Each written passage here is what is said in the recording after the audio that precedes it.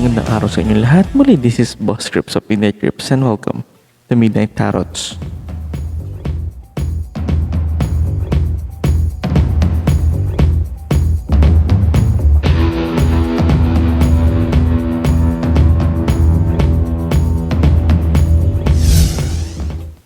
Yan. So today nakita nyo na andito lahat ng aking mga decks for our reading. Mga tarots ko and yung nag-iisa nating oracle card. Dahil ngayon may bagong member ang ating family, ang Revelation Tarot.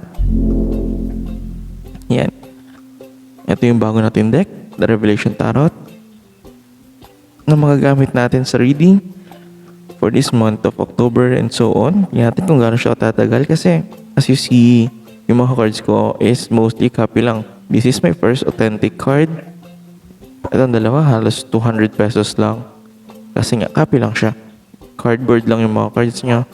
But still, yun, nakakapag-reading tayo sa kanya. Kasi ang halaga ng isang deck, sobra talagang medyo pricey para pa sa akin. As you see, this Mystic Mondays, yung first deck natin, nakita niyo sa mga ating unang reading. Ito yung ginagamit ko, yung black cards. Ang Mystic Mondays, yan. Na yung original niya, nagkakahalaga ng around 1,400 pesos sa fully book sa Shopee. Kaya medyo masakit pa sa bulsa yun. And this one, Mystical Manga Tarot, na nasa fully book Philippines din, na nagkakahalaga ng 1,600 pesos. Yan, masakit pa rin talaga sa bulsa. Hindi natin kaya. And Earth Magic na 2,000 plus yung pressure niya. Yung original. As you see, itong mga cards na to nagamit ko na first readings. And may mga weakness din sila. Ngayon, makikita natin kung paano ako makatip kasi second hand lang po itong ating nabiling bagong tarot, but still this is my first authentic. Yan, paliwanag ko din na yung mga strength ng cards natin. Yan, mamaya i-interviewin natin yung ating bagong deck. Gaya nito, Mystic Mondays, magaling siya sa reading pagdating sa career and sa love, but mostly career yung pinaka magaling siya. Nakita nyo naman sa mga reading natin before, and yun, si Mystical Manga Tarot ang ginagamit natin recently. Mapapansin nyo na mas magaling siya sa love reading. Yan, ayun yung specialty niya. And si Earth Magic na yun. Sa ngayon, hindi ko muna gagamitin masyado kasi hindi pa kami nagkakasundo masyado nito. Parang hindi pa ako nakaka-connect masyado sa kanya. Yan, and this one, tatanungin natin kung ano yung strength niya, kung saan siya magaling ng reading, and anong message na sa atin. Yan, so, let's go sa unboxing. Dito natin ito. Nga pala, another one. This red pouch, nakikita nyo siya dito dati. Kaso nawala yung lagayan ko. Yan. These are my gemstones. Ginagamit ko for grounding. Yan. For chakra grounding. Sa reading, para hindi ako agad napapagod. Yan. May ginawa din akong DIY pendulum. Yan, ayun yung laman itong red pouch na to. Then, as you see, yan, dito sa may butas na may something na nag-glow. This is incense. Gagamitin natin siya pang cleanse kasi nga second hand itong nabili nating tarot card. So, para malinis natin yung mga energy na nasa kanya, yung mga naiwan ng mga past users, yan, gagamitin natin siya. Ito is white sage na incense. Ang white sage ay kilala sa pag-cleanse both positive and negative energies. Nalilinis talaga. Bali, nagiging neutral zone yung kine-cleanse gamit yung white sage. And so, dito na tayo sa unboxing. As you see, yan. Nabuksan ko na siya kanina kasi dahil nga, second hand, nabili ko siya sa Shopee na used na. So, tinignan ko muna siya kasi kung ayos yung mga decks kasi nagamit na nga siya. Gusto ko sana siyang ayusin muna para ipakita dito sa video na pagtingin ko sa mga cards na nakasetup na siya. Sunod-sunod na siya. So maraming salamat po sa seller. Nga pala, kung paano ko siya nabili muna, kwento ko muna na ayun nga, naghahanap ako ng deck na medyo mura lang na authentic. Kasi nga, yung mga nauna kong cards copy lang. As you see, hindi ko natapos yung reading ng paswerte sa pera ng September kasi yung mystical manga tarot natin, pero medyo nahihirapan ako i-shuffle kasi medyo loose na yung mga cards niya kasi cardboard nga lang siya. Kaya naghahanap na ako ng authentic kahit papaano, kahit yan, invest. Then napunta ako sa isang group sa Facebook na bentahan ng mga tarot cards na second hand. Doon ko nakilala yung seller nito na yun nga, nakita ko sa post niya na may Shopee siya. So yun, malaking check sa akin yun. Then nagustuhan ko din yung deck. Kung bakit sa Shopee ko siya gustong bilhin, even though sa Facebook kami nag-commit, kasi sa Shopee po pwede ako makautang. Inutang ko lang po yung cards na to. Yan, ang halaga na nakuha ko siya sa seller is 880 pesos. Yun, hinati ko siya sa 3 months, huhulog-hulugan ko siya. Okay naman siya pagdating niya sa akin, as 60. Yan, yung mga nasabi niyang mga medyo defect na, pero hindi naman ganun kalaki yung problema. Kasi yan, ito yung box. Makikita nyo yan, malinis pa. Yan, may mga konting tupi dito dahil nabubuksan niya siya. Tapos konting mix, yung mga yung mga edges, medyo siya, pero okay lang naman. Hindi mo na ako maarte kasi nga second hand lang siya. Bali, third owner pala ako. Ang second owner daw siya nito. Nabili niya. So, I think andito yung original na presyo ng card. Yan. As I see, $29.99, halos $30 means sa Pilipinas, halos 3,000 pesos to. Ang sakit sa bulsa. Then yun, nabili niya nga daw. Tapos, hindi siya makakonect dito sa cards. Kaya binenta niya rin. So yun, ako yung doon ko nabili siya na halagang 880 pesos. Bali third owner na ako nito. Kaya okay lang kahit may mga ganitong problema. And sa cards may ganun din. Yan, may nakaangat. Di naman yan, as you see, ito yung box. Even though used siya, maganda pa siya. Naalagaan talaga siya. Yung normal lang na nagiging problema yung edges. Normal yan kahit sa libro. Yan, as you see, ito yung likod ng part ng box. May sinulat dito si author na si Zach Wong na Unmasked Reflections. Yan, I think this is a message para sa mga bumili ng deck niya. Yan, nakalagay dito na may 78 cards nakasama yung box with 216 pages na libro. Yung guidebook niya po, yan. Okay, all sides. Yan, masakit sa bulsa yung presyo. Ayoko na makita. Noon, nabili ko siya ng mura kaya maraming salamat pa rin po. Yan. And maganda dito sa box nito is magnet tong side na to. Kung siya na-open. Yan, may magnet siya. Yes, bibitawan ko. Yan. Then, yan, open na natin. Oh, violet. Kulay ni Midnight Trips. Violet yung pinaka inside niya, black. Dito din naman may scheme of violet. Kaya pala nagustuhan ko siya as you see na ito yung mga cards niya sa loob, yung design niya. Kaya siya Revelation Tarot kasi pati reversals as you see yung ibang readers kasi hindi nagbabasa ng reversals, but ako nagbabasa ako ng reversal, yung mga baliktad na cards. And pag binaliktad mo siya, yan, may drawing din siya for reversal na mababasa mo. Yan. Ayun yung kinagustuhan ko sa kanya. Na both upright and up reversals may design. Yan. As you see, wala akong... Sa mga nagtatanong pala kung bakit wala ako ng traditional tarot na Rider Waite na deck. Hindi ko po siya trip. Kumbaga, nasa sa inyo kasi yan eh. Kung paano kayo makakonect sa tarot. Kung hindi nyo, sa uno pa lang, visual pa lang, hindi na kayo makakonect. Hindi mo siya magustuhan. Mahirapan ko siya gamitin sa reading. But this one, nagustuhan ko nga hindi. Visuals niya parang, alam niyo yung sa mga simbahan. Ganun yung kulay niya. Parang pang medieval period ng Renaissance. Yan. Pasok mo tayo ulit. Yan, pagbukas mo, makikita mo yung guidebook. Ito yung sabing 216 pages. And may ribbon siya para makuha mo. Hindi masira yung box. Yan, makita natin. Used na rin siya kasi nga, ayan. May mga na rin siya. But, hindi malaking problema yan sa akin. At least, magagamit ko yung cards. And, yan, napakaganda pa ng libro niya. Yung guidebook niya. Alas, tingin ko, hindi po masyado nagamit eh. Oh. Yung iba makikita mo pag nagagamit siya, may etong edge na to medyo ano na, dark. But ito, maputi pa talaga. Yan. And as sa back, yun, may another message na naman si Zach Wong. Hindi natin mabasahin kasi masyadong mahaba and English, tutugulang ilong natin. Yan, this is unboxing. And yun, tingnan natin yung laman. Kasi, yun. This is a glossy one. But pag nandito is parang normal book. Okay lang naman. Yan, black and white. Yan, about the author, Zach Wong. Revelations Tarot Companion. And Zach Wong, this was published, I think, 2005 niya pinublish to. Nakalagay dito.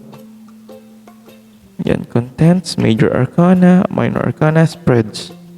Yan, ayun yung makikita sa guidebook niya. And preface. Message niya pa rin para sa atin. And the major arcana. Explanation ay major arcana. Then, yan, ito na yung mga explanation. Each card. The Fool. Yan, ito yung upright na meaning. Yan, tapos yung reverse meaning. Then, yung mga symbols and images na nakikita nyo sa card na ini-interpret nung naggawa ng design. Para sa yung mga nilagay na symbols. Like, as you see, may rose. Yan. Ito yung The Fool. May rose, may baby. The Two Men. Tapos yung butterfly. Yan. Tapos mountains. The sun and the moon. Yan. Ayun yung mga symbolism. Nakalagay siya dito. Yan. All cards. Nandito siya hanggang minor arcana. So, 216 pages na siya. And mga basic spreads. Yun. So, mga nagtatanong pala kung bakit yung mga readings natin, unlike sa ibang reader, as you see, I'm a divination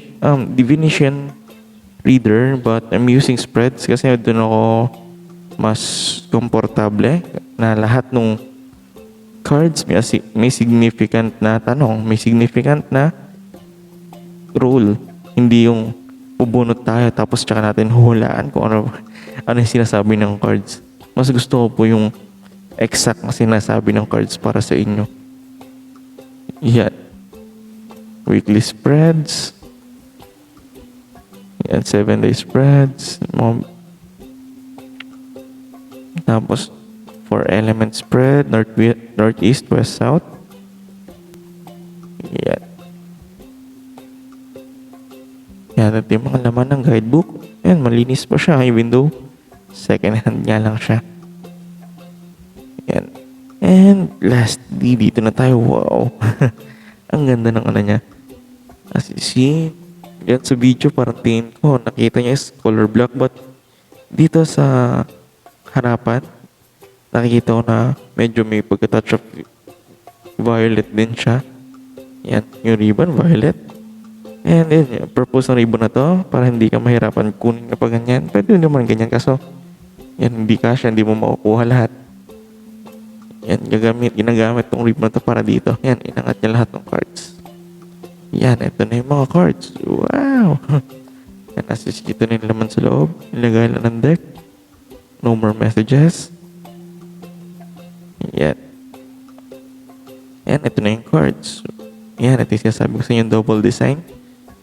Na ito yung upright niya. And yung reverse niya. May drawing din for reversal. Yan. Ang ganda, di ba? The Fool. And yun, sa quality ng cards sa likod. Back of the card yan, as you see, may mga gamit na nga siya kasi may mga white na sa gilid, sa edges. But, yun, maganda pa rin naman yung quality ng card. Makapal pa siya, malutong.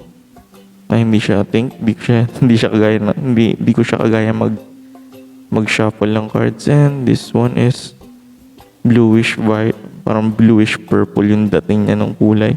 And, yun, reversible nga talaga siya dito. Hindi mo alam kung ano yung upright at yung sa likod. Yan. And yun. Though manipis yung siguro dahil nga ganito yung design niya, manipis yung sa publisher niya. Manipis yung design ng cards. Yan, dito lang kung medyo na na medyo manipis yung card, but I think okay naman siya. Shuffling it. So, let's go to the walkthrough in each card. Yan. The Fool. This one. Wow. Urong natin dito. Ay, dito natin ilagay. Para hindi hanginin. Yan. And the Magician. Reversal. Wow. Ang ganda. Nagigets ko agad yung meaning pag tinignan niyo yung mga drawing ng maganda. Third one, the High Priestess. Yan. The Moon and the Reversal. Yan, nakataas yung kamay niya as per. Yan. Parang humihingi siya ng guidance and yun, in many faces, parang maraming yan, nakikita mo agad na parang sa likod niya may mga taong nakamaskara behind the mask na parang kumbaga may mga tinatago sa kanya. Ayun dating, ang ganda ng cards na to.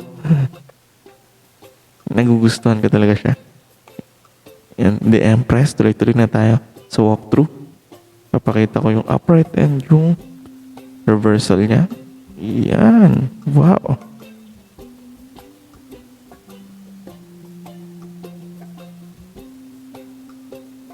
The Emperor. And this one, mukhang Chinese. So, I feel Sakwong is Malaysian si Sakwong. But I think connected siya sa culture. The High Priest, the Hierophant. The Hierophant or anumang pagbasa sa kanya.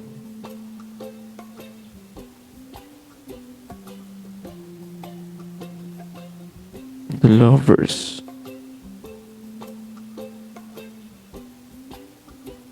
And reverse. Ouch. Mukha siya na devil card. Ayos, ang ganda.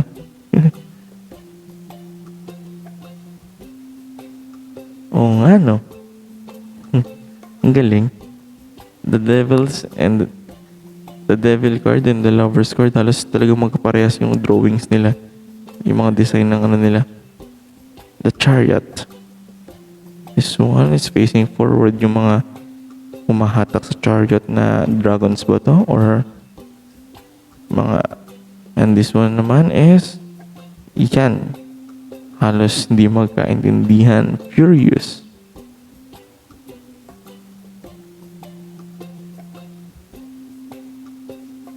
Okay, the Strength. And this one, Reverse. Oh, nakaka-goosebumps yung design, ang ganda. The Hermit.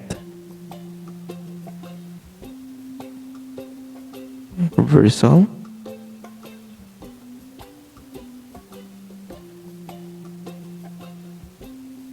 The Wheel of Fortune.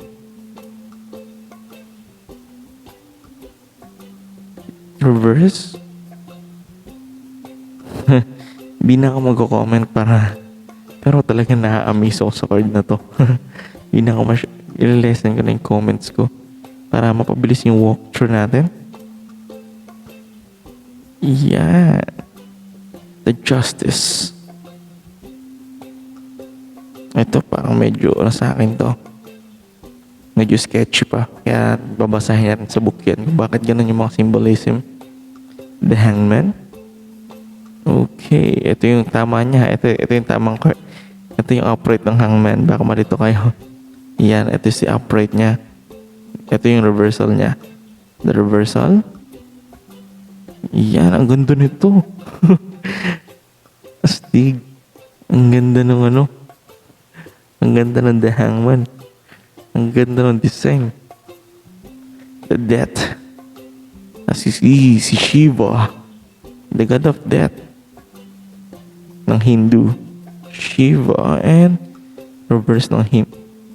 Baby. Wow.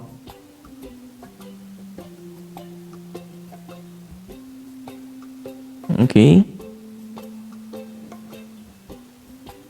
The Temperance. Yung ganda ng kulay. Ang peaceful. Temperance talaga. The reverse. Yun. Galing. Nagkaroon siya ng masyadong maraming mga outlines kaya nagmukha na siyang stressed. Ang ganda. The Devil. As you see, the Devil is here. Pera. Yan. Mga tao. Sige, hindi yun nakapala. Yan na masyado. Reverse ng the Devil. Roar. Ang galing. Natutuwa talaga ako dito na parang kinakausap ko ng mga cards. Lalo po binabaliktad ko sila na ang dali nilang basahin. The Tower. Yan. Parang ang galing. Okay. Parang kahit even reverse. Talagang parang burst pa pag nag-reverse, di ba? Yan, babasahin ko itong mga to. Kung bakit ganito yung mga symbolism nila. Yan yung mga re-review ko. The Star. The Aquarius. Yan. O nga pala. Yan. May ako na pala isingit yun. The Star na reverse. Stig. The Moon.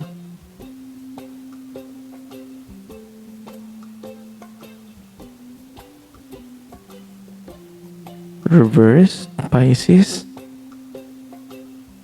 The Pisces. Ganda.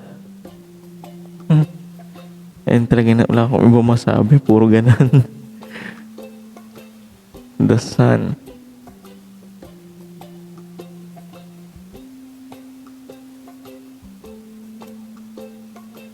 Reverse.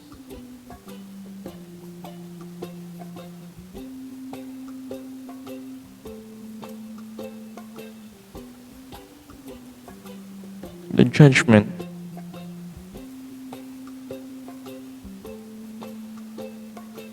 Reverse.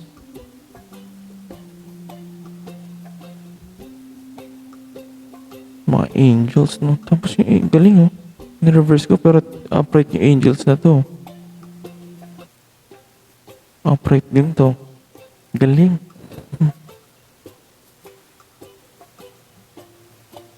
The World.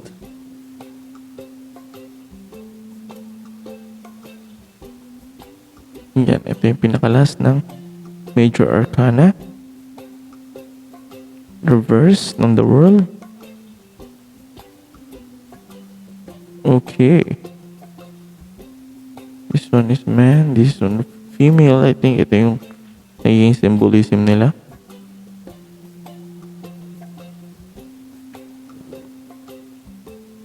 Okay, let's start sa minor arcanas. Ace of Cups. Reverse ng Ace of Cups. Yan.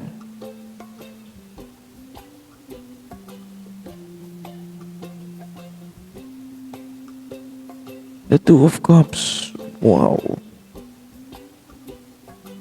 Reverse. Yan, magkaaway na sila.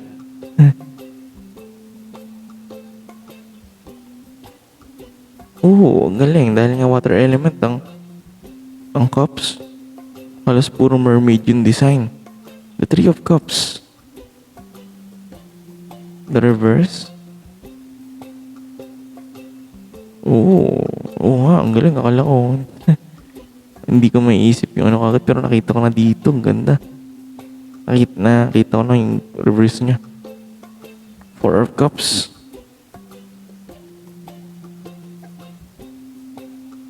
The Four of Cups reverse.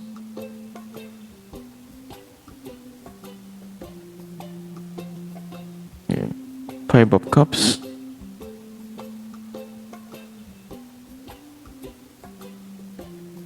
Yan, ito siya, ha? And your reverse.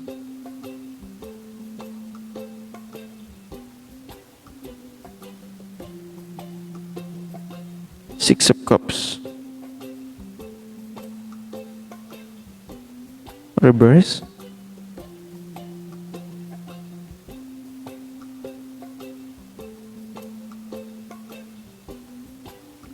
Seven of Cups. Reverse na Seven of Cups.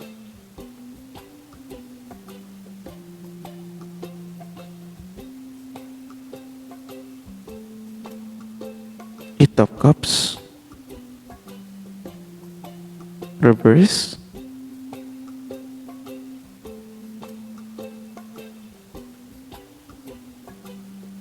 The Nine of Cups. Reverse. Snabero, no?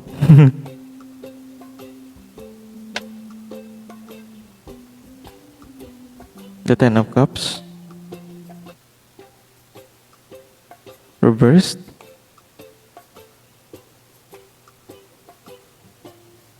Galing ng design.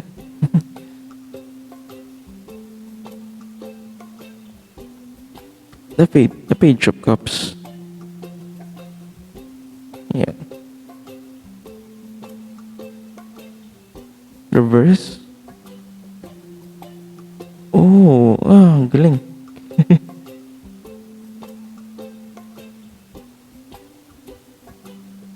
Galing, tentacles pala yun, no? The Knight of Cups. Seahorse. Reverse.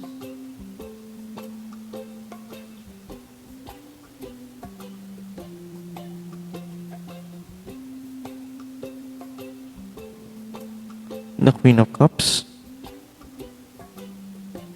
Reverse. Oh, naging ano siya. Tentacles. Okay, tingnan natin symbolism niyan. The King of Cups. The King of Cups reverse. Okay, last for the cups. Let's go sa Pentacles. Pentacles is same as coins sa ibang deck. Yan. Reverse. Oh, 5-leaf clover.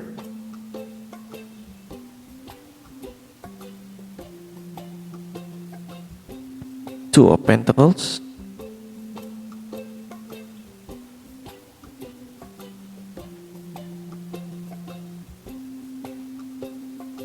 Three of Pentacles.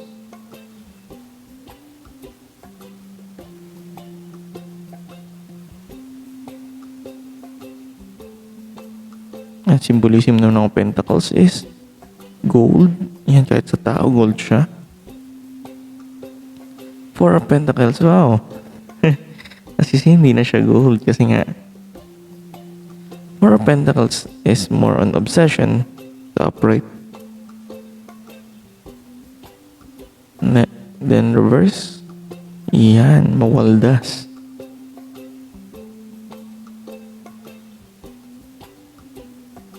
Five of Pentacles. Wow. Dark. Five of Pentacles reverse. Yan.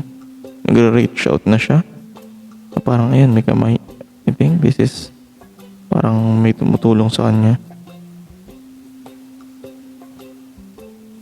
Six of Pentacles. Abundance. Yan, pagbibigay.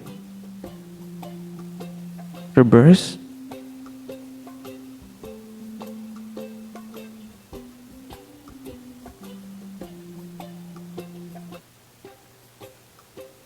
Seven of Pentacles.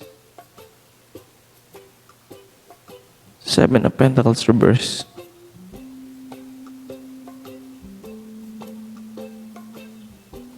Eight of Pentacles.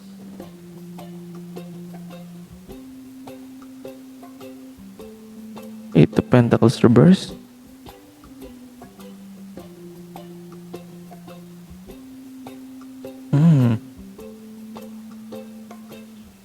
Nine of Pentacles. Nine of Pentacles reverse.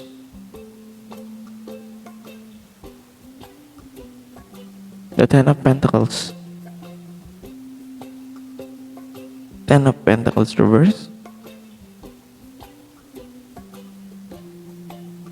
Okay, sa court cards na tayo. The Page of Pentacles. Mukha ninja. Page of Pentacles reverse. Oh.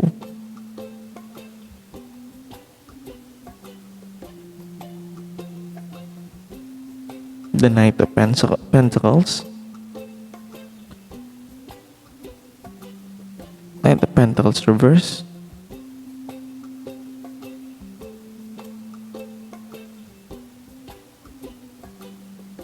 The Queen of Pentacles. Queen of Pentacles reverse.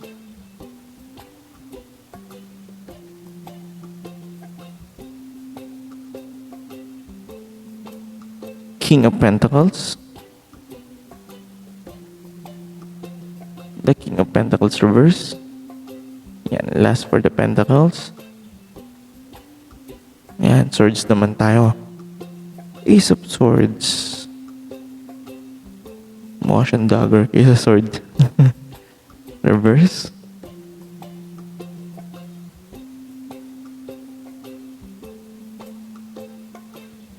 Two of Swords. Two of Swords reverse.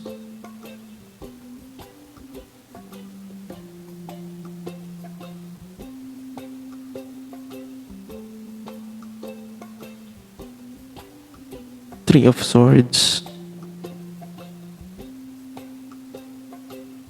Three of Swords reverse.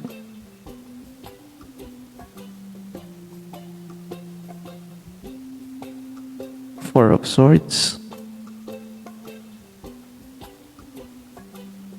Four of Swords reverse.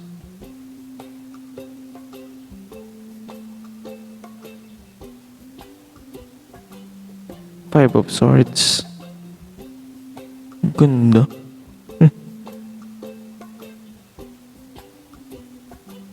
The Five of Swords reverse.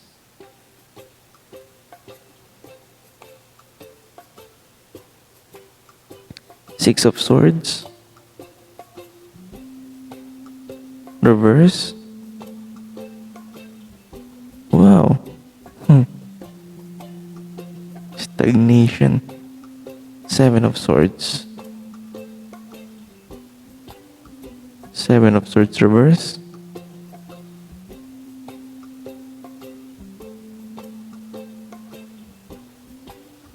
The Eight of Swords. The reverse. Awareness. Suddenly awareness.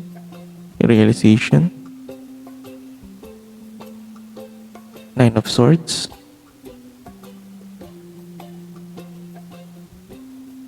Nine of Swords reverse.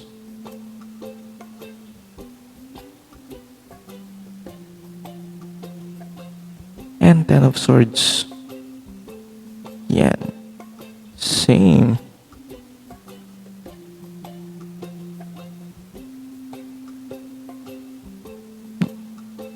Okay. Page na tayo sa mga cards na tayo. Page of Swords. Page of Swords reverse.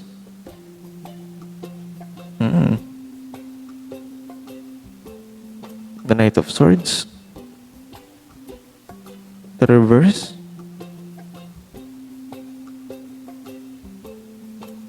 The Queen of Swords. Queen of Swords reverse.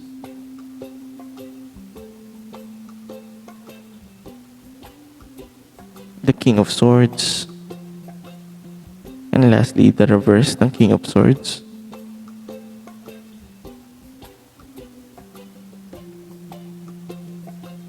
Yan. Ace of Wands. So Wands na tayo. Last two, I think. Okay, last na pala to. Ace of Wands. The reverse.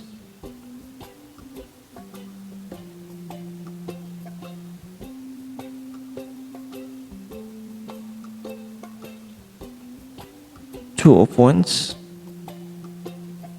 Reverse. Oh, ang galing. Three of Wands. The reverse.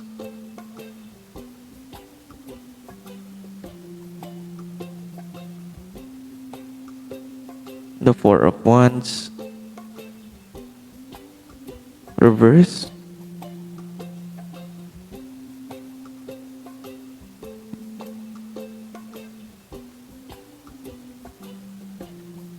Five of Wands.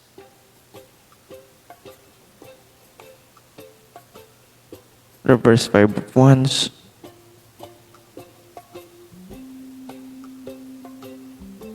The Six of Wands. The reverse Six of Wands.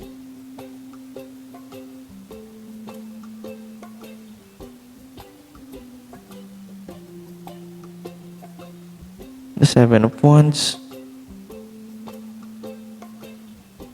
Reverse Seven of Wands.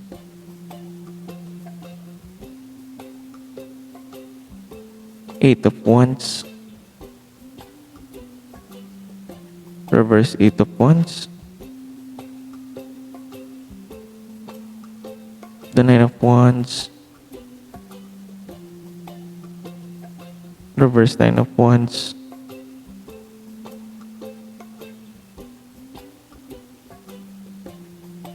The Ten of Wands.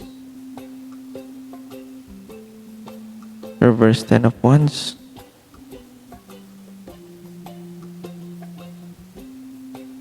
And last cards. Page of Wands. Reverse Page of Wands.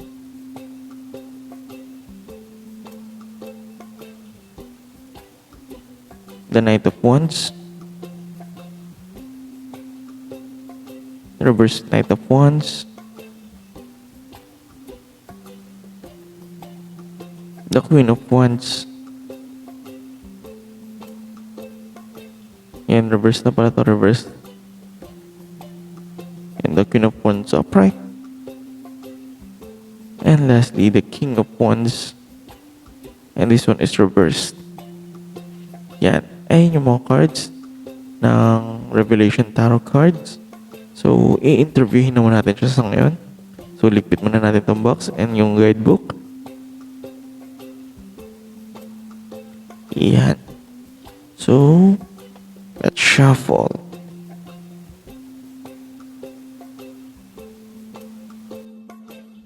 Habang shuffle, these are the questions in each card.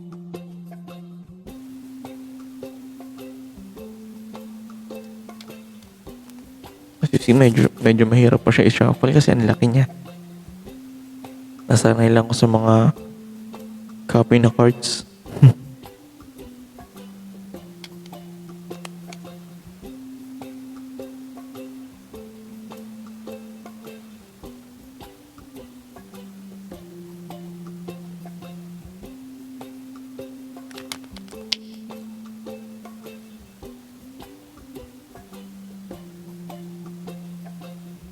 Then, let's cut it.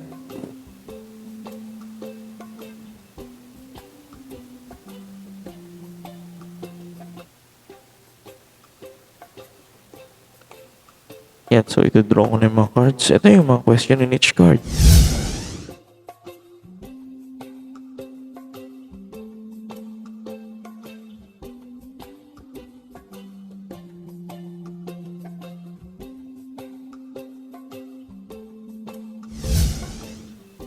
Sa isihan, nakita niyo na ulit. Simulan sa first question, describe yourself. Yan, pinakita niya kagad na Five of Wands siya. Ibig sabihin, medyo may magulo nga siya. Medyo may magulo siya, but as you see, this is a substrate Five of Wands. So, kaya niya makipag-compete. Ayun yung sinasabi niya. Ayun yung dating niya sa akin na I'm here na para, and as you see, may nagka-competition na siguro dahil sa ba't andito din siya. And I think sa meaning is yun nga, medyo magulo pa yung para sa akin. Ayun yung pagka-describe niya. Question number 2, anong klaseng reading na pinakamagaling siya or best suited siya for? Yan. Four of Cups. I think this is about opportunities or mga bagay na hindi mo nakikita or hindi mo napapansin. Intuition. Yan. Intuitive reading. I think, ayun ang sinasabi niya sa atin. So, ano yung mga strengths niya? Yan. The Tower. Sa mga bagay na medyo disastrous, na parang nagkakaayos-ayos, gusto maayos ang lahat. Yan. And this one is, I think, so most of the cards, di ba? Di ko pa kasi masyado magets yung visualization niya kung bakit kanto siya, but yun sa most of the cards, yung general meaning of the Tower ng reverse is reconciliation, pag-aayos. Ayun yung mga strength niya para maayos is yung mga bagay, yung mga nasirang in the past, or I think mga bagay na medyo magulo sa'yo, kaya niyang ayusin. Again, what are weakness? The Ten of Pentacles, financial loss, or mga bagay na nawala sa buhay mo. Ayun yung weakness niya, na think kung paano siguro magbigay na advice financially para ma-recover. Okay, number 5. Paano kami mag-best na makapagtulungan sa pagre-read? Yan. The Five of Cups. As I see na nasabi niya dito na about grief, about the past. Yan, dyan kami magiling makakonect kasi si is from a second owner. Ay, third owner na ako nito.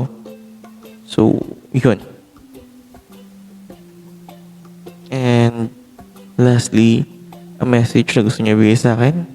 And this is about the Star reverse. So, the Star is my card as an Aquarius, and even my birth card. Ang first card ko talaga is the Star. Yan. Kasi this is about faithfulness.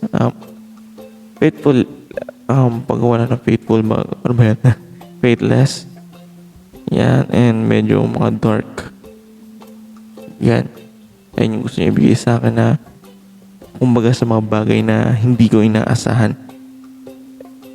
And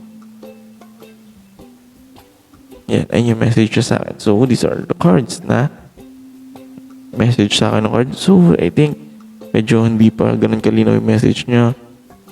Makikita natin siya sa further readings natin kung saan siya talaga magaling. And yun. So, yun, maraming salamat sa panonood.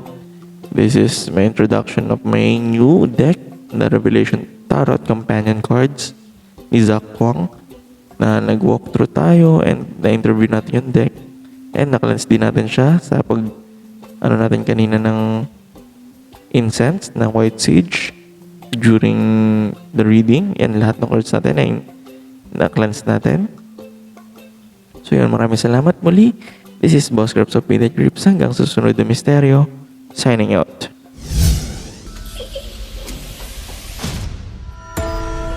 I'm coming closer.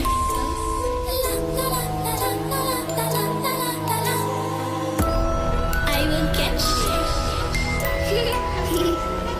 The time it goes. Tick tock, tick tock, tick. You are unprepared. I would swear you are pretty scared. It is like a magic show.